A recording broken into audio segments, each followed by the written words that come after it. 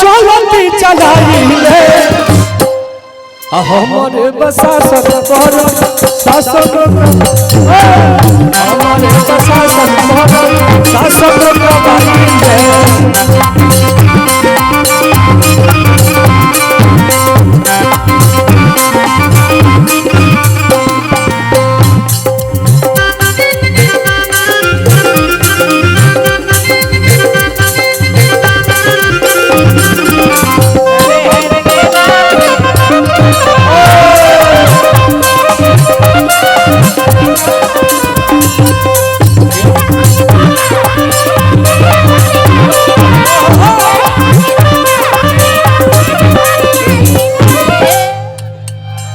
गोलू भैया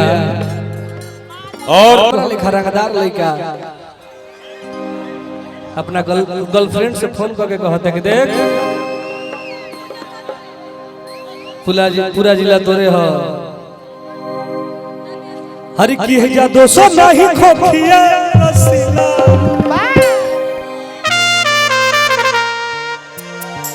अकड़ में कहता गोलू भैया अरे की है जा 200 नहीं खोखिया रसीला तार कम आवता हमरा मिलो तो का है हम चाहेंगे कि साउंड वाले भैया से थोड़ा सा भैया लोग में एनर्जी दीजिए ना अरे की है जा 200 नहीं खोखिया रसीला तहरा जान के नाम बाई जिला आओ तहिजा 200 नहीं खोखिया रसीला तहिजा 200 नहीं खोखिया रसीला तहरा जान के नाम जिला तहिजा 200 नहीं खोखिया रसीला तहिजा 200 नहीं खोखिया रसीला तहरा जान के नाम बाई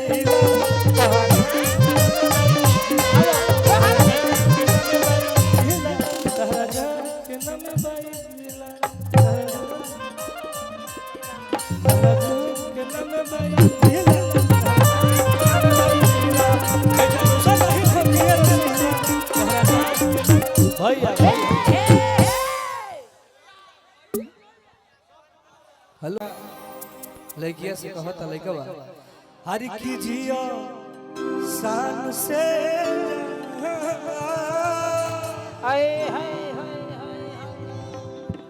कवन बोले अपन परख कोई ना ए बीच में एगो लड़का प्रेम में डूबल रहता नितेश बाबू लड़कवा कहता का अरे की हमरा नियन प्यार पावे खातिर जीवन भर तरसब हो काहे खातिर देन ताना ना एगो बात लिखला तू साफ साफ कबो नहीं हो सब हो जेकरा भिरी जाइबू जानू हो ओकरा के न सब हो गिर जा एगो बात लिखला तू साफ देखो एगो होली में एगो फन गाना गाना नहीं आई फन के याद में उतरू फन के चक्कर में मत रहो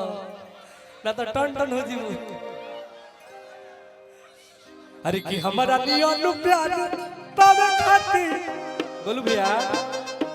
अरे की हमारा नियन प्यार पावे खातिर जीवन भर तरसब हो अरे दिया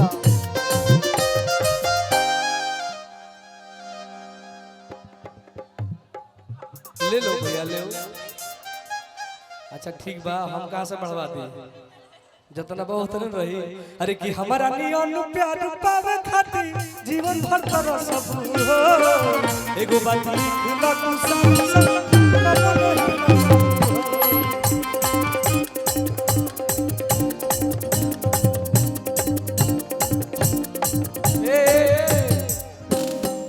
जेकरा भिरी जाइबू जानू हो जेकरा भिरी जाइबू जानू हो ओकरा के न सब हो हाय एगो बात लिखला तू साफ साफ कबो नहीं हो सब